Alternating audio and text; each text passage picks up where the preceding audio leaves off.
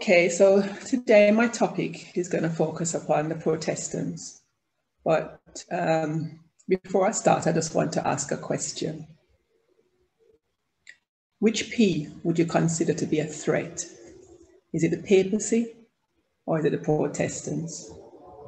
But before you answer, I just want to, help you to come to a conclusion. And I want to do that by reviewing the three structures that God has given to us.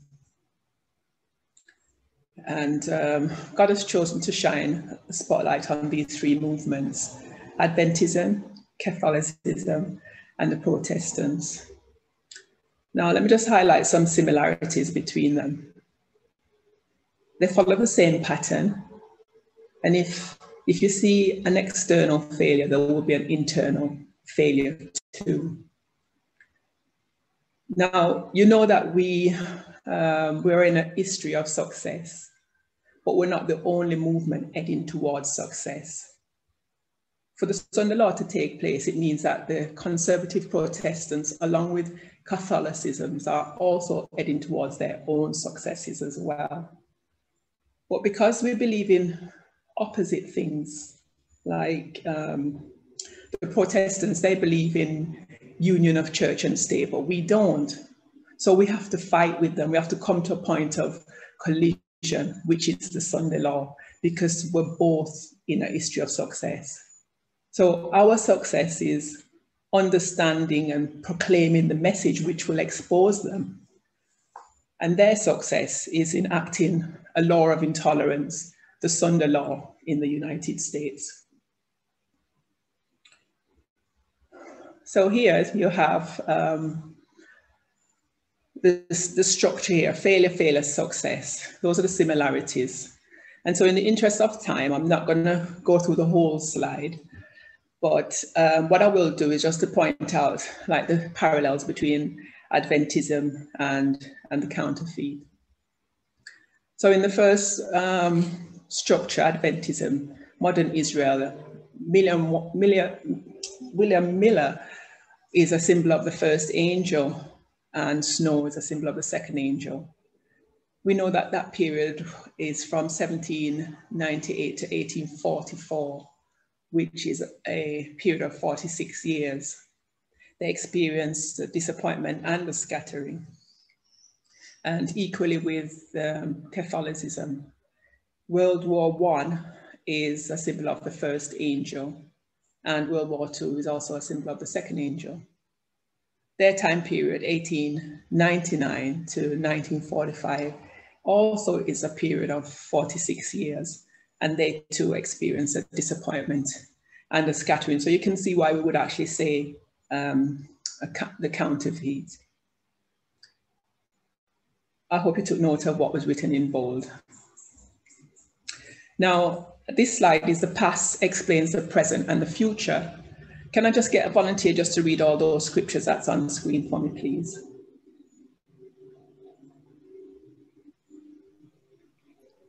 Sure, I'll read.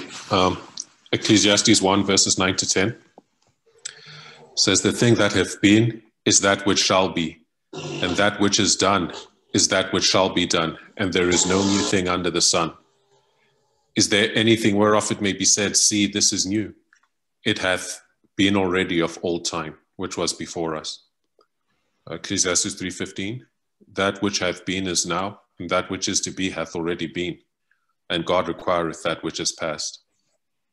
Isaiah 46, verse 10, "Declaring the end from the beginning, and from ancient times the things that are not yet done, saying, my counsel shall stand, and I will do all my pleasure." Okay, thank you. So what this diagram suggests is that by reviewing the first and the second history, it changes our view of the Sunday Law in our history. That's line upon line methodology. So the next slide will actually demonstrate that point. Now, I plucked this study from a series of three. It's a study that Elder Terry actually has been doing on how the Constitution became a Christian, or became Christian. This is actually from the first study out of the three. And I guess if you've actually read Early Writings 54, you'll probably understand more. Well,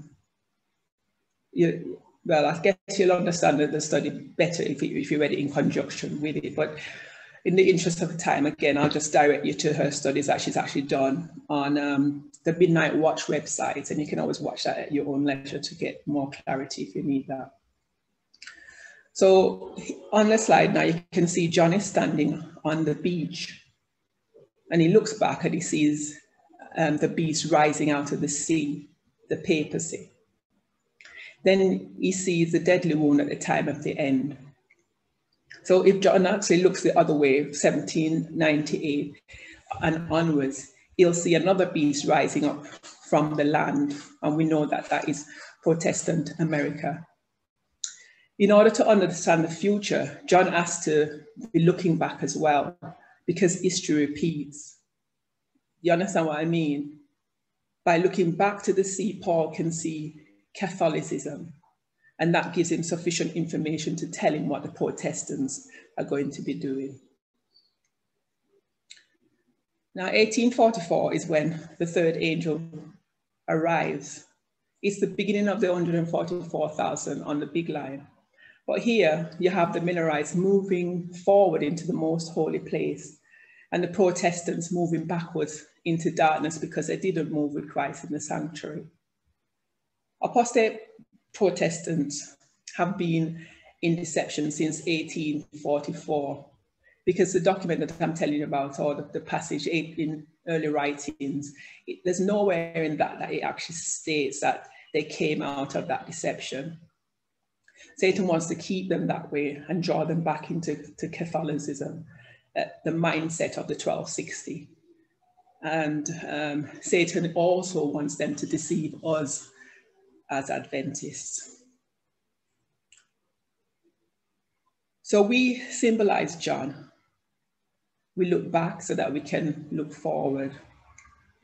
When we look back, we need to recognize why we're looking back. The history of the past is going to repeat. It is actually repeated.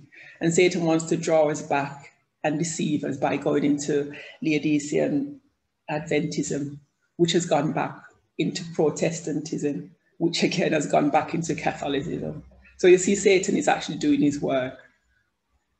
So when we look through prophetic glasses, we see all those histories, excuse me, that teaches us of the history that will repeat. It's the conservatives that stand still, or they go back. So we can't allow Satan to draw us back. We must go forward. But by going forward, we look back. Sounds like an oxymoron to me, but Satan is out to deceive us with the Protestants. Just like in the 1888 history, Adventists will have no concept of who they're paying homage to. Why? Why won't they have any concept of that? Because the Catholics, because they believe that the Catholics is the threat. And when Laodicean Adventists draw back, which it shows on the slide, if you can see the arrow, the only thing that they can see is Catholics, not Protestants, and that's why they're in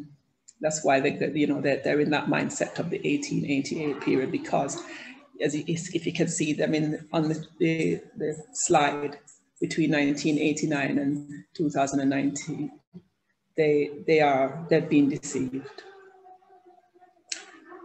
So if you just look at the threats that the Protestants are facing today and look at how we respond to them, it's basically the same way. They're both in union on the issue of gender. And in order to correctly observe those similarities, we have to view all those through parables, through methodology, through line upon line teaching. And in 1844, the Protestants left behind methodology and prophecy. And then when they kneel, that's going back to the previous slide, to pray and understand what, there you go. to pray, to God to hear them. He's not going to hear them. And it's the same thing with us. If we do the same thing, God, won't hear our prayers either. So here's another slide that will demonstrate the same principle, the end from the beginning. On the testimony of 2 and 3, something, a thing is established. Chiastic structures allows us to see the end from the beginning. So let's just go through this quickly, because I'm sure that these are slides that you've seen before in previous studies. This was a profound study done by Elder Tess on the same website. This is taken from 3 steps of restoration. It shows our path away from God and also our path back to God. This is a return journey from Eden to Eden. So Adam and Eve walked with God until Eve sinned, till she took the fruit and she sinned. And her sin caused the curse of sexism, submission of women. That was the first sin.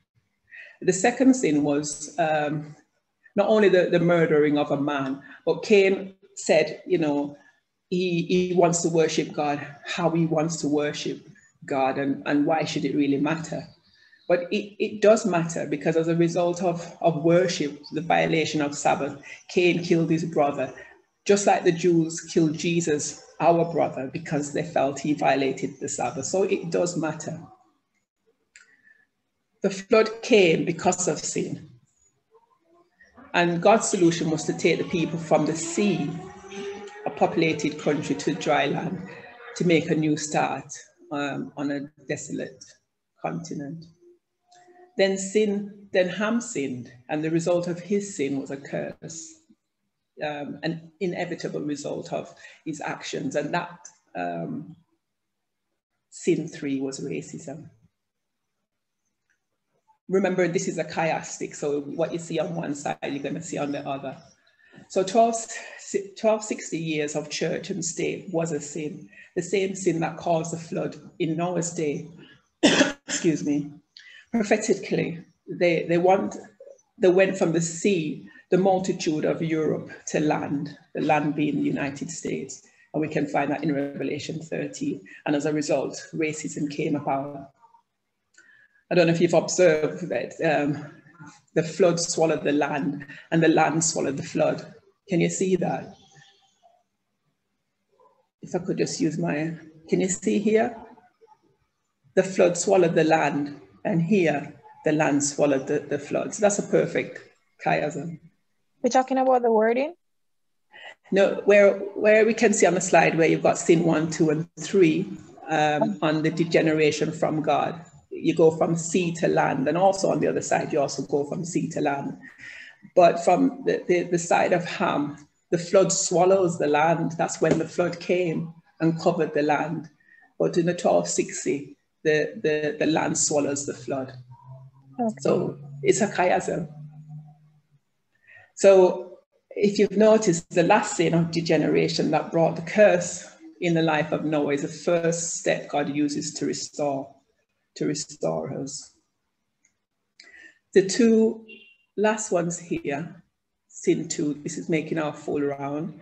Protestants paid homage in 1888 and will do the same again in 1989.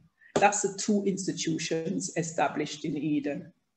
And they, the Protestants, will signal the close of preparation for the Adventists at the Sunday law. So the underlying test of the Omega history is not racism. It was over 170 years ago that happened. The issue in our dispensation that shipwrecks the 2 institutions. It's not Ham, it's not Cain, but it's Adam and Eve. And we know that the issue of that is gender, is equality. So you can see that we've gone full circle. We're on our return journey. Now, this is just an extension of the previous slide in how it shows the progression of the continued threat for the Protestants. So in the period of 1863 to 1900, the threat for the Protestants at that time was the Catholics, Jews, Seventh-day Adventists, and free thinkers. And in order for them to quash the threat, what they did for the Catholics was to amend the Constitution. For the Jews and for Seventh-day Adventists, they issued blue laws. And for the free thinkers, it was blasphemy laws and also an amendment of the Constitution. And then they had a new threat in the 1950s period, and that was communism. And Dwight D. Eisenhower, was the 34th president in the United States from 1953 to 1961, and Billy Graham. The two of them was the church and state combined in that period. I don't know if you've heard of this man called Abraham Vereide. I don't know if I'm pronouncing his surname correctly, but he was the founder of a prayer breakfast way back in the 1950s. And he encouraged Eisenhower to fight the Cold War with Christianity. But he was very reluctant because he didn't believe in church and state, should have any kind of union. But, at the end, he relented and changed his mind. And as a result, you can see that to fight the Cold War, they weaponized God. And you can see that they had the Pledge of Allegiance, which they were successful at, the motto, and capitalism. All those things were successful, but they were not successful in changing the Constitution. And then the final one, you can see, I know I'm skipping over the movements that rose up in that period of time, but 1979 to the end, the threat for the Protestants is no longer the Catholics, no longer the Jews, etc., etc. These are the new threats for them.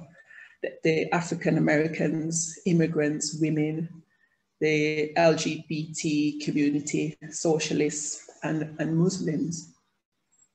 That is the new threat for the Protestants today. Protestantism today is doing what Adventists expect the Catholics to do. The Protestants is the religion that will influence the church and the government of the United States to be intolerant about minorities. So first the literal, then the spiritual. We know that principle. The spiritual never looks the same as the literal. For thousands of years, Christ was represented as to the people as a lamb in the Jewish economy. But when he came at the first Advent, he didn't look like a lamb, but we had to learn valuable lessons about a lamb. So what is to come won't look anything like that in form, but it will be exactly like it in spirit.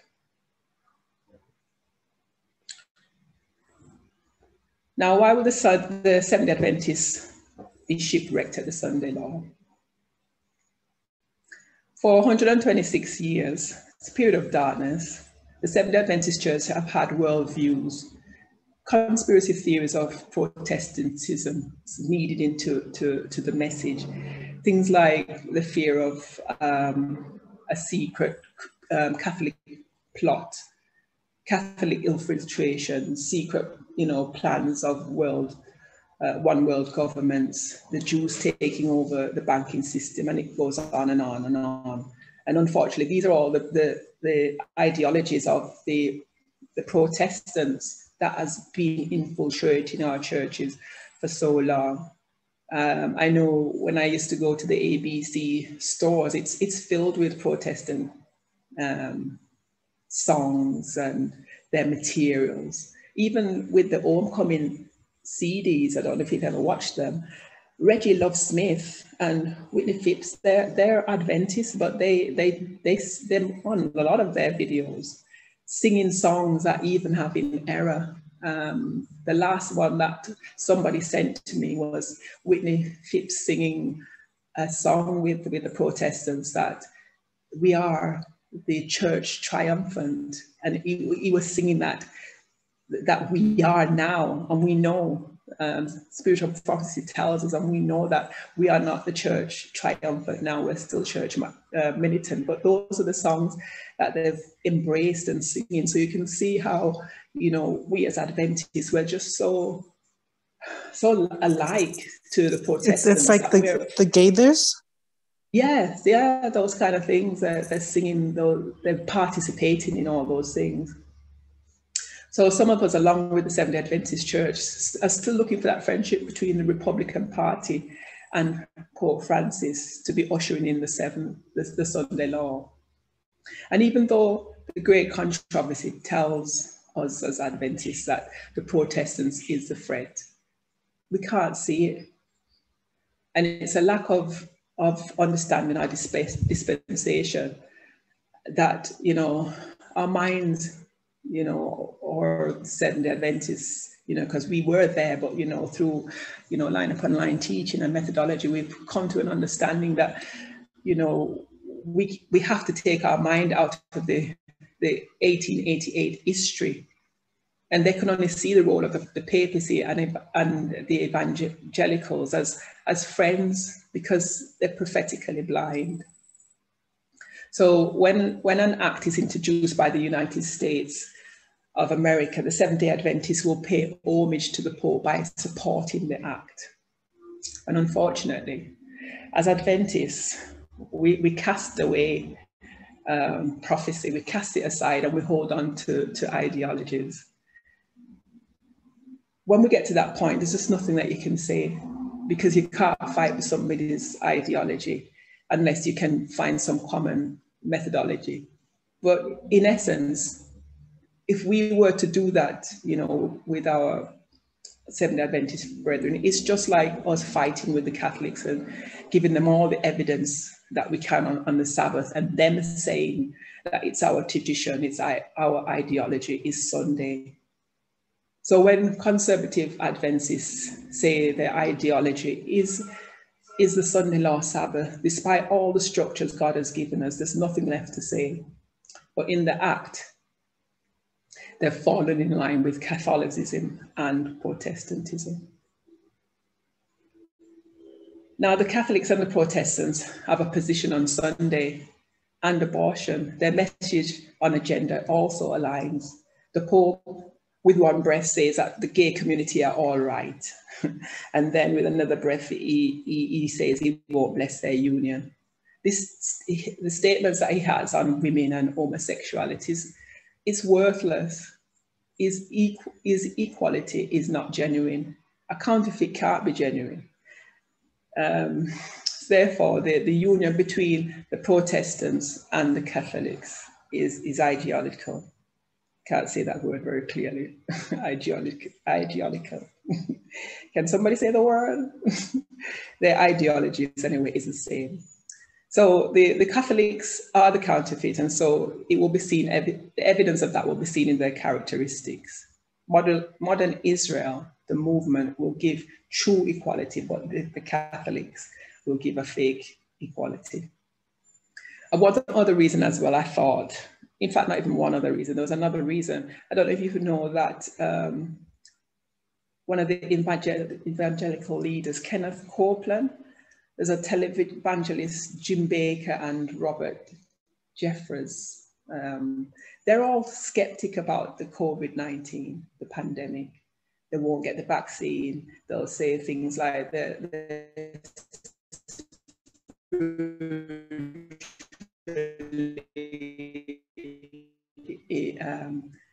the beast. That is the same rhetoric as us as the Adventists are.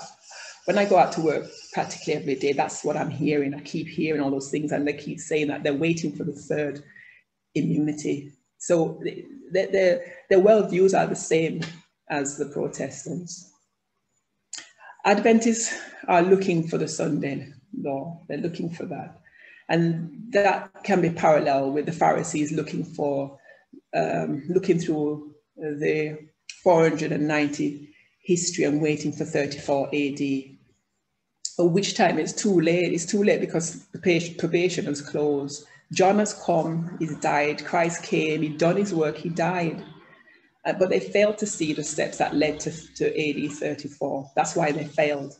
And Adventists are going to make, they can make moral lessons, but they can't discern prophetic lessons designed to prepare them as God's people for the Sunday law. So the Jews didn't understand the nature of God's kingdom, nor Christ. They didn't understand the external events. And it's the same thing with Adventists. They know the Sunday law is coming, but they just don't understand the prophecies. And that's why they're going to fall at the Sunday law. Well, this next slide is very populated, so I won't go through everything meticulously. But it shows how the two institutions will fall based upon Acts 27 and 28. The ship of Alexander, that represents the two institutions. And those institutions, as you can see on the slide, that it's the Adventist Church and the United States. And they'll take us from the time of the end to the second Advent. At 2001, they are actually destroyed by the message of the midnight cry, parable teachers and equality. We see that that they are shipwrecked at the Sunday law. And if you're looking at if you can see the slide very clearly, you'll see where the wheat is cast out. And at that point, and on the island, you can see the wheat and the tears separated. Those who are standing with Paul, the true God, and those who are standing with Castor and Pollux, the pagan god. The institutions, they may look like they're still intact, but actually they've been eaten out from the inside, pretty much like how, you know, the termites that, you know, they eat out the wood, and the frame might look solid until you put your hand on it and press it, and it's actually empty. It's like a shell, and that's what their fall represents. You know, so they have no integrity. It's not a complete dismantling of the system visibly, but you know that they just don't have any kind of integrity. It's like a repeat, I think, of ancient Israel in AD 34, as the institution failed, but as the movement, it succeeded in the time of Rome. But the institution of ancient Israel, it crumbled. So on this slide here, if you look carefully, you can actually see that it actually represents the three structures also. You can see all three structures on here. And the story of Castor and Pollux, who are twin brothers, it's a Greek mythology, a counterfeit Trinity Godhead. Zeus, the sky and thunder god, is their father. And the death of Castor came about because of a series of arguments with Eidos and Lynceus.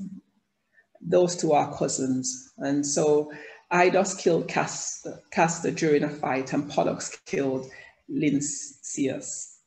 So Zeus, their father, intervened and struck dead Eidos. Broken-hearted at the death of his brother, Pollux implored Zeus to make Castor immortal, and eventually Zeus, he agreed to the request, and so Castor and Pollux were transformed into the Gemini constellation. So that's just Greek mythology, but you can see a counterfeit godhead represented here. And so on this slide here, it actually introduces the counterfeit, but we know that after the Sunday law, we'll have a clearer understanding of the time of trouble and also the counterfeit. If you do have any questions, please just leave them towards the end. So here on this slide, there were 3 times when the Protestants, they tried to pay homage to the papacy, and going by the structure, it's failure, failure, success. So I'll just go through how that came about.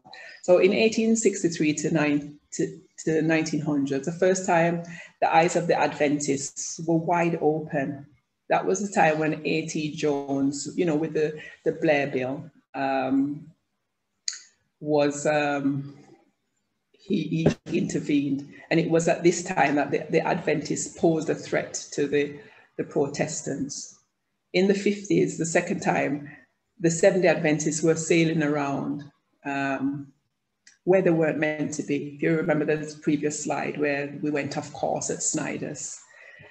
And it was worried, as Adventists, we were worried about being called a cult in that period of history. So we barely understood what was going on, and we were blind because we walked away from prophecy, remember, from the previous slide. So Seventh-day Adventists, they went from being a threat to the Protestants to becoming neutral. And then in 1979 to the end, the third time that the Protestants will pay homage, the Seventh-day Adventists, they will stand with the Protestants at the Sunday law and figuratively bow down to the papacy. The Seventh-day Adventists, they went from being a threat to neutrality to standing on the side of the Protestants.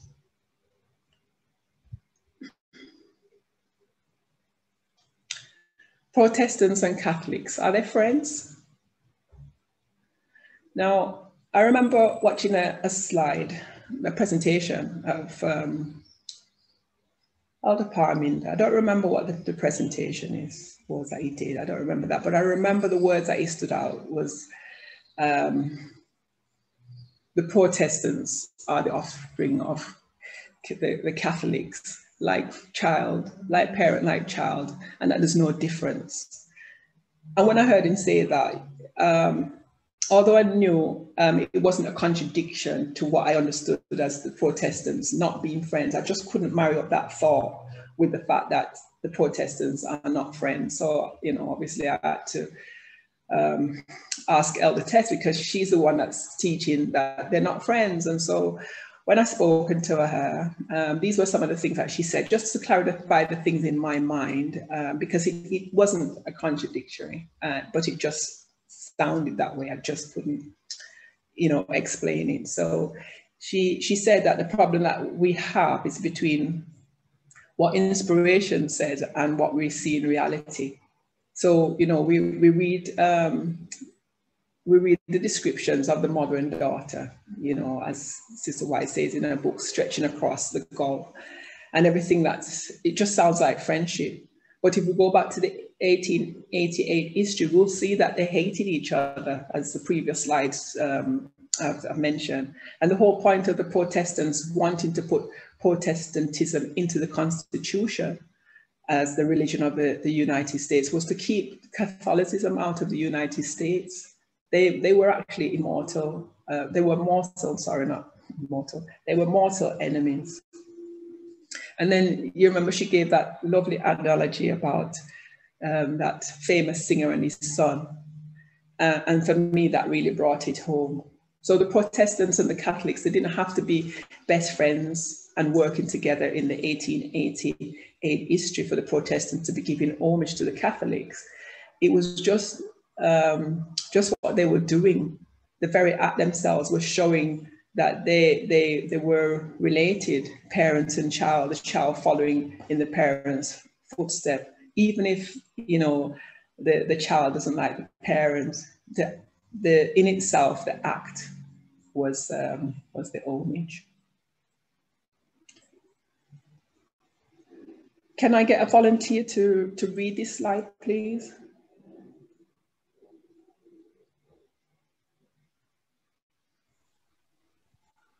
Okay. At the turn of the 19th century, the population of Catholics in the United States had been less than 50,000, but by 1850, Catholics numbered approximately 1.5 million and represented the single largest religious denomination. By the end of the 19th century, there were over 12 million Catholics in the country. With the increasing population, Catholics were becoming politically organized and culturally vocal. The population of other minority religions are greatly increased, including Jews and Seventh-day Adventists, and they too demanded religious liberty. Many American Protestants looked on these demographic changes with alarm and considered these newcomers dangerously foreign. Anti-Catholic sentiment was widespread and ran from uneducated nativists, rabble rousers, to President Ulysses, that's how his name is pronounced, Auntie? Ulysses? I'm not too sure. Grant, okay, I'm not sure either, who in 1875 predicted that the next civil war might pit Protestants against Catholics, or as he indelicately puts it, patriotism and intelligence on one side and superstition and ignorance on the other. Many Protestants understood the demands for religious liberty made by Catholic and other minorities to amount to a demand to subjugate the Protestant majority. Thank you. So after reading those paragraphs, it dawned on me that the Catholics, they couldn't have been responsible for the Sunday Law in 1850s, because during that period, as you've just read, the Catholics were just becoming strong. They didn't have that kind of power, but rather the Protestants were so threatened by them, they had to enact something in their defense.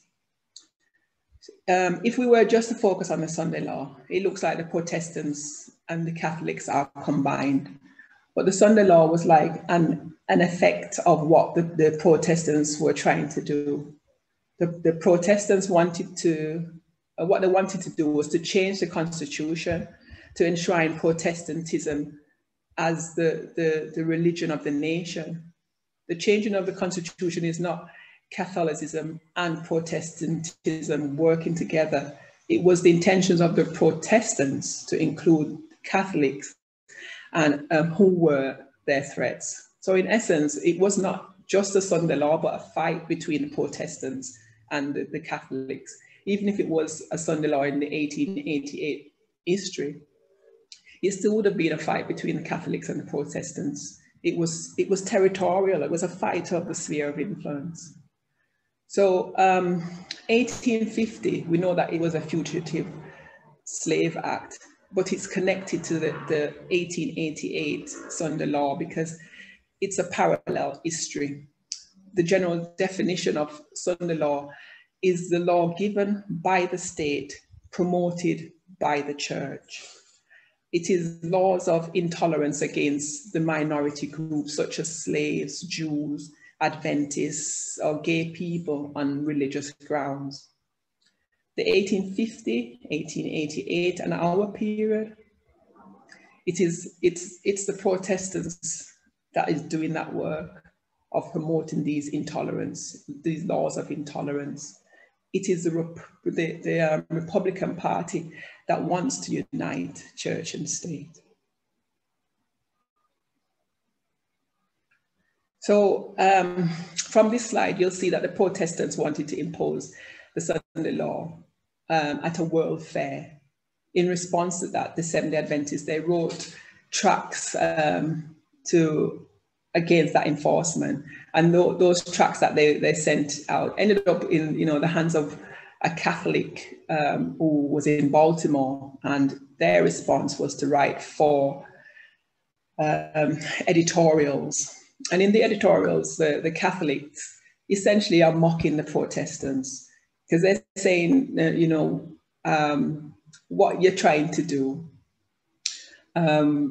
You say you hate us, you treat us, you don't treat us right. You don't even like us being here. And, the Protestants, they think they're special and they believe, in the Bible only. But the change of the Sabbath, this is what the Catholic is saying, from Saturday to Sunday, doesn't exist in the Bible. It's entirely tradition. So all the efforts of the Protestants to enforce a Sunday law is paid homage to the Catholics, even if that's not even their intention. So that's why these editorials really was a form of mockery to the Protestants. that they believe that they're fighting against them, but in actual fact, they're actually paying them homage.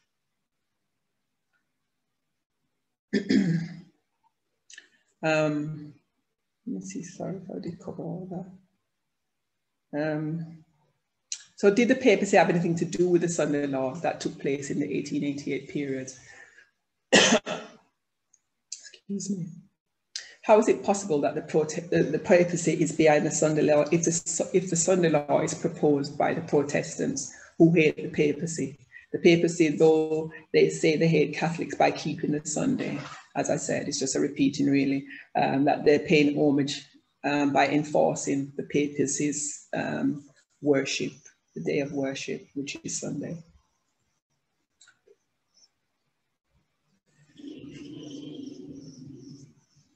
So this asks the question, what was the relationship between the Catholics and the Protestants in that period, 1863 to the 1900s?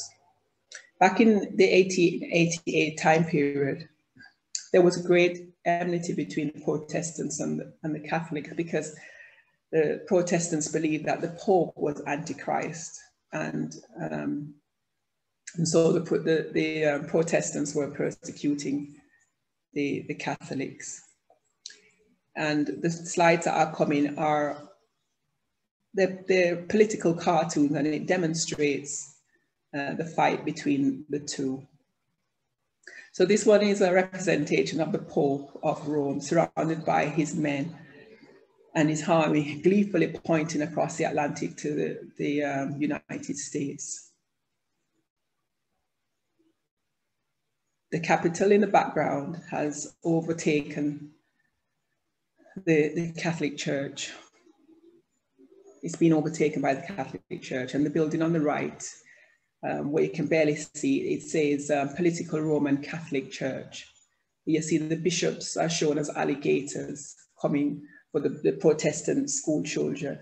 And so the fear of the Protestants at that time was that the Catholics was going to be, what the Catholics would actually teach their children in the schools.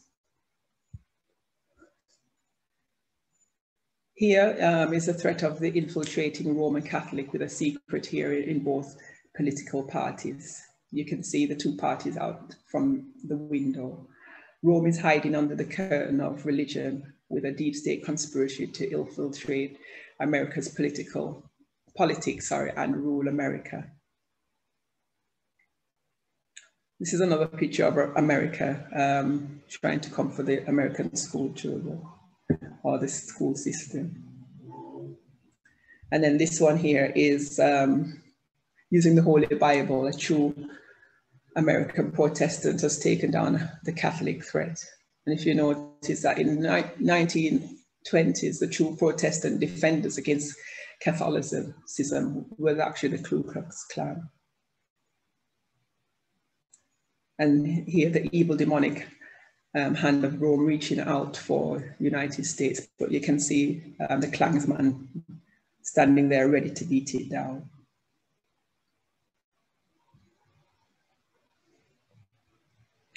Now this is about the National Council of Churches. I remember when I was part of the structure, and we used to have many debates, and one of them was how negative, the church was towards the National Council of Churches, stating that we shouldn't be a part of it. And, they would talk about how this ecumenical movement was coming, and, it was all about church and state, to justify their stance why we shouldn't actually be a part of it. And they viewed the council as a deep state demonic body to be feared. But when I read the Constitution, the document, how the Christian became, how the Constitution, sorry.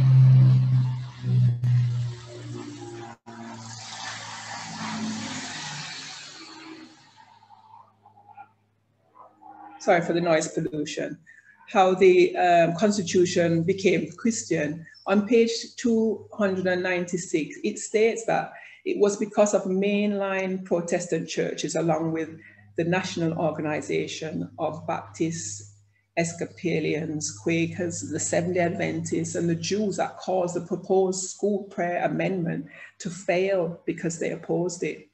But people like Jerry Falwell, Pat Robinson, the Southern Baptists, the fundamentalists, these people are our greatest threats. The Seven Mountain theology, white supremacists, socially conservatives, homophobics, Trump-style conservatives, these people, they don't support the national count churches. They hate the council because the council opposes their Christian agendas. But yet we, you know, as Adventists, we don't want to be a part of it because we've seriously, you know, misdiagnosed our threat.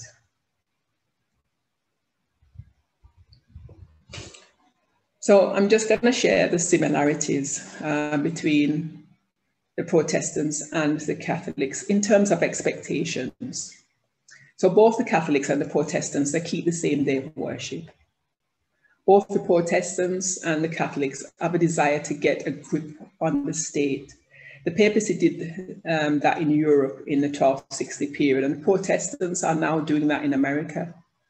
When the Protestants are promoting their laws of intolerance, they are displaying the same spirit of the Catholic Church in the 1260, like mother, like daughter. Protestants imitating the Catholic Church, and there's no greater homage than imitating someone. And as the Seventh-day Adventists, we pay homage to the Catholic, to the Protestant Church. You know, I spoke how we listen to their music, we read their materials, we believe their conspiracy theories. So we're becoming more similar to the Protestants. And because of that similarity, we will fall at the Sunday law. They're similar in structure. Remember, I'm looking at the Protestants and the Catholics. Sorry. Both the Catholics and the Protestants are trying to control the government by creating church and state for the benefit of the church.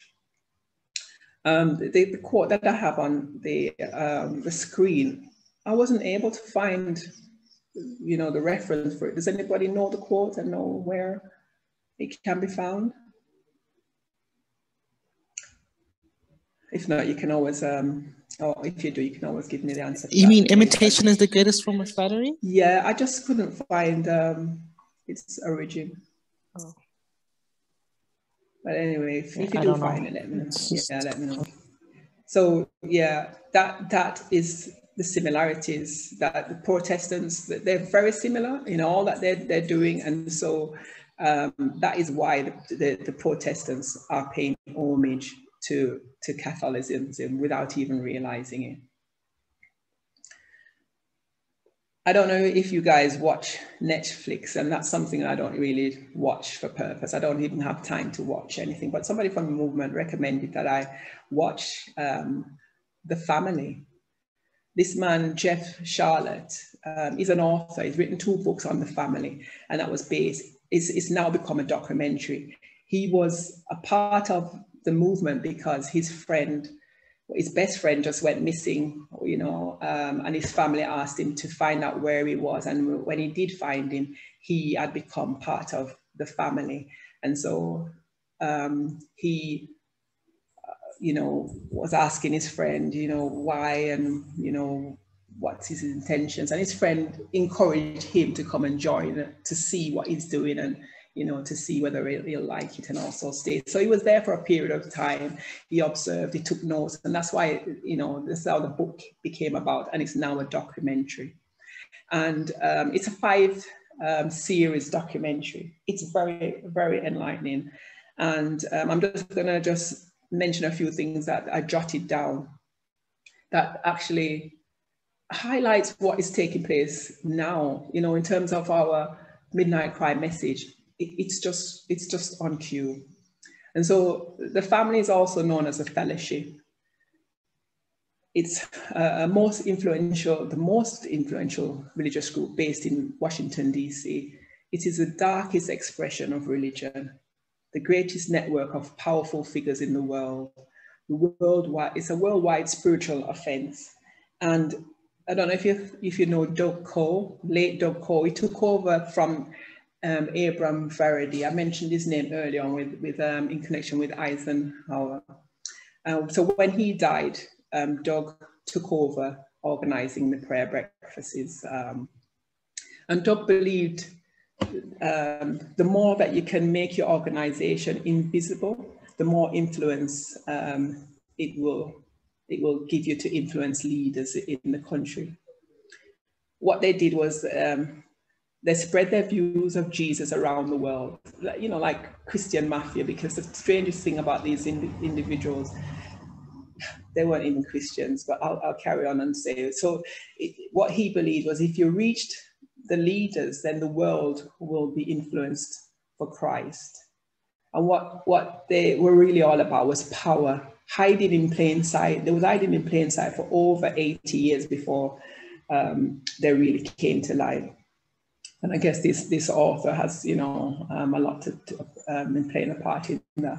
They're not Christians, but yet they follow Christ. They have no rules, no rituals, no organizations, no church, no minister. You know, so they don't even believe that Jesus came to preach equality to all people. And as I continue to read about this, you'll see, you know, there's only one party that, you know, or one set of people that this will actually resemble. And they believe that regardless of what you've done or will do, because you've been chosen, it doesn't matter. And they'll go to any lengths to help you to stay in power by any means necessary. Who does that remind you of? They believe the way to win the race against Muslims is to have more babies. No wonder they're so against abortions. Doko himself said, let's be influential quietly. And Doug's traveled all around the world. He's met leaders of states, presidents, foreign leaders, and he's had enormous influence behind the scenes of Congress. He set up prayer breakfasts, national prayer breakfasts all over the world with the intention to create one mind, one heart. He believed that Christians should become leaders and help make leaders Christians. That was his philosophy. That if you reach the leaders, all the people will be influenced. So you see, he's tried to evangelize the whole world. If you watch the film, it's, you know, I'm not even giving it justice. And I don't encourage that, you know, we watch these things, but it's a documentary that somebody, you know, told me to watch, and it fits so well into the study that the points that I'm trying to bring out in the study. So the reason they actually worked with Trump, sorry, my slide just jumped. Yeah, one of their aims is to target a wolf king, because the wolf will bring everyone else in line, you know, the sheep. And how did they get the wolf king? They show the wolf king that they have great power and offer that great power to the wolf king, and the wolf king will then come alongside. And that was the reason why they worked with Trump, because they saw that Trump, he wasn't, or he isn't a she. And the highest percentage of evangelicals voted for Trump. Pat Robertson, he himself actually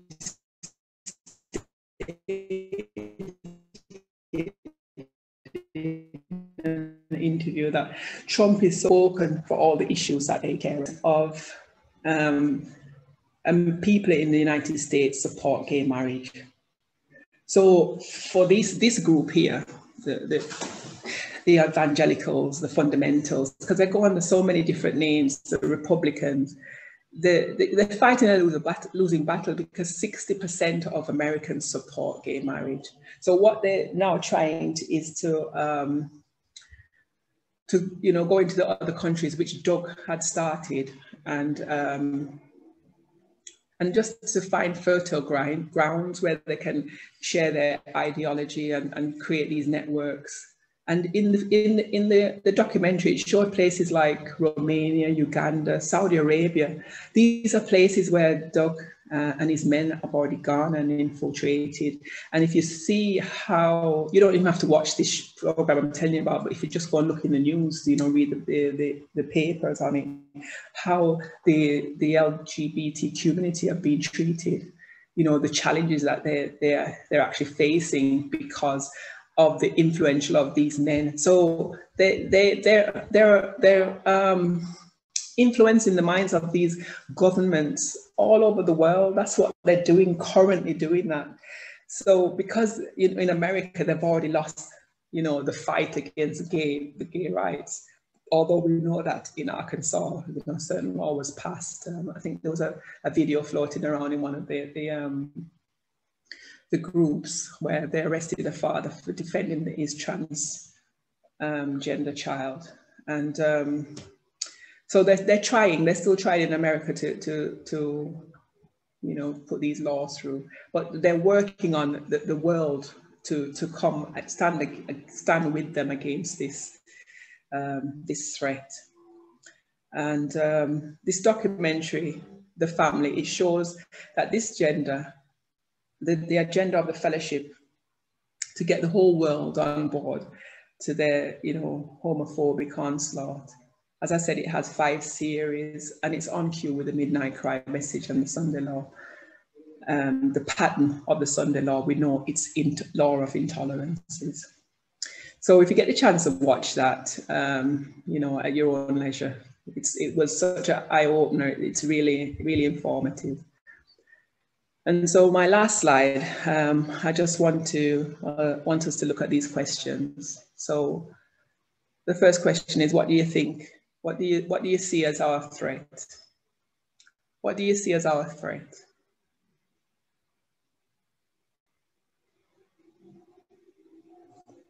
Anyone can answer.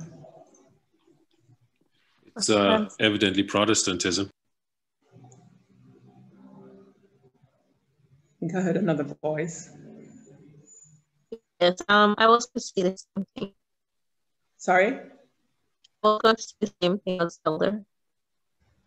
And we see that because why are we all in agreement with Elder and Sister Tashana?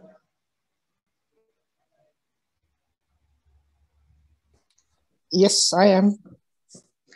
And why do you think that? Why do I? Yeah, why do you think that? Why do I? Because I think they said that the threat is the Protestants, and you agree. So why do you agree that that is the case? Well, because I guess you showed it well in your presentation, how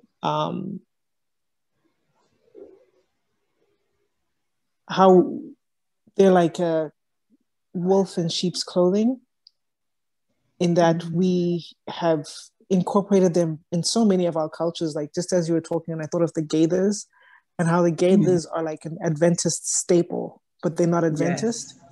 Yes. And there's so many other things that are, when you go into the Adventist bookstores, it's all this Protestant information that is, we understand from the lines, from even the spirit of prophecy, how the Protestant church or movement stepped away from the prophetic message, which is how God saves his people, is through prophecy. And they don't have that. So it's and when we try to align ourselves with them and their ways and their cultures, we start to lose sight of our purpose as a prophetic movement that God is using to save the world. Okay. So I guess my point is just that they're a wolf in sheep's clothing. Thank you for that. They're not obvious like the papacy that we're so obvious that, oh yeah, this is bad. But the Protestants,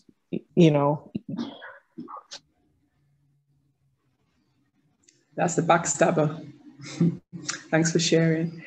So we'll move on to the next question. Why is there going to be a Sunday law? Someone else answer. Why is there going to be a Sunday law?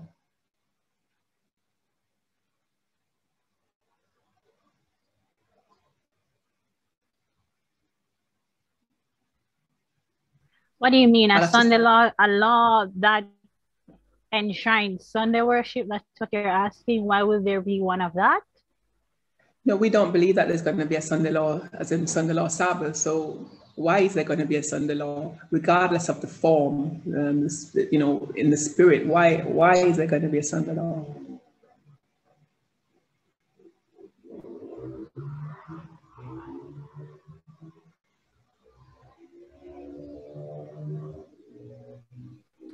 Well, from the presentations that Elder Tess has done, what I've come to see is that what we're to expect in these latter times is the amendment of the Constitution.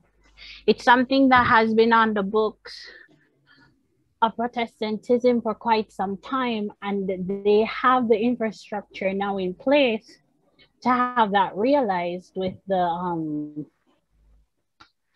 I'm going to say it's not inauguration, the swearing in of Amy Barrett and the majority that they have in the courts right now. They have their hands on the prize. So that which is missing, which is the amendment of the Constitution, is what I understand the Sunday law to be representative of.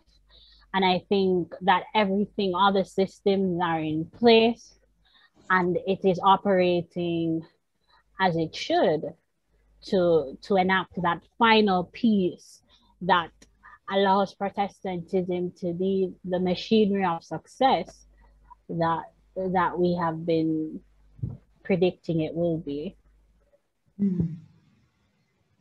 Thank you. If there's no other advancement on that question, we'll move to the next one. Who will enact the Sunday law?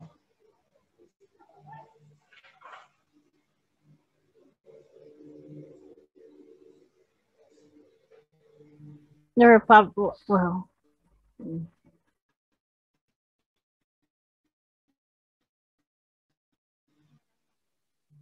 That wasn't too clear. Well, the Protestants will, right? The Protestants, okay. We're all agree with that? It's not going to be the Catholics? And what will it be about? What will the Sunday law be about?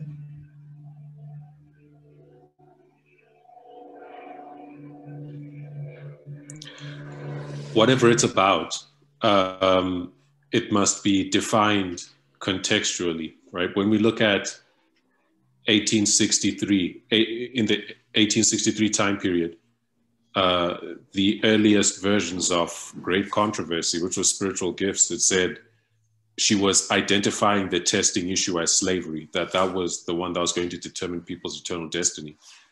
But of course, that dispensation came and passed, you know, and then we come to 1888, a new dispensation. And in 1888, the issue was, you know, the Sunday law, and the Great Controversy is saying, you know, the Sunday law is the testing issue. The later versions of Great Controversy say the Sunday law is the testing issue. That dispensation's come and gone, right? So now when we come to our time, we have to look at our history and see what are the issues in the world today? What are the issues in the church? What are the issues in the church? What are the issues in Christendom? What are the issues in the world? It's really the same issues that are dividing people, right? The same issues are dividing Adventism, Christendom, as well as the world generally speaking.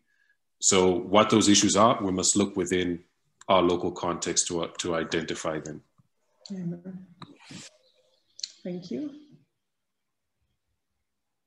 Anyone else wants to say something?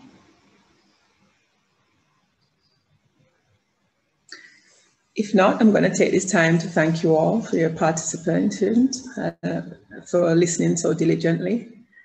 And we're going to close.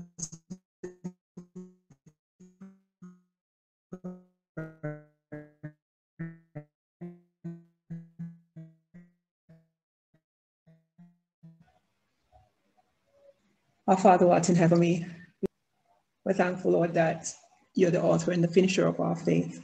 We're thankful that we have nothing to fear, for we have gone back and looked at the past, so we know what is ahead, and we know that you hold it in your hands. We pray for our Adventist brethren, dear Father God, that when the time comes, Lord, for this message to be opened up, that their hearts will be willing, their ears will be tentative, and that, Lord, none of us will be lost and caught up and swept away with this Sunday law issue, dear Father God, but we'll be standing on the right side of it. Pray that you'll continue to be with us for the remainder of the day, and for the things that we've learned, may we hold them dear to heart. May we ourselves continue to search and approve these things, Lord, for their truth. And we say thank you for hearing and for answering. In Jesus' name we pray. Amen. Amen.